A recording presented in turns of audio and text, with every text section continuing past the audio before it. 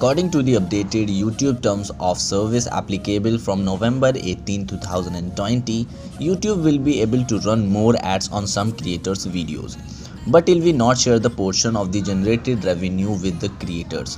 This is because these small creators are not big enough to get enrolled in the partner program. In the updated terms of service, YouTube stated that it will now play ads on the content of smaller creators without signing them up for YouTube's monetization program, also known as a partner program.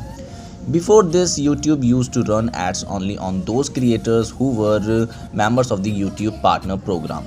And these were only large creators having a set threshold of high subscriber count and watch hours.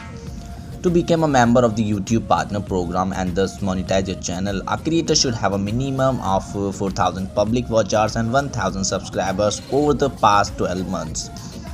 Advertising is a big earner for YouTube and its parent company Alphabet. A huge chunk of revenue is generated from the ads themselves in the last quarter. Google generated around 5 billion in ads. Creators also rely on ad revenue to get their cut. Now YouTube will be able to run more ads on its platform without sharing the revenue with several content creators in the process.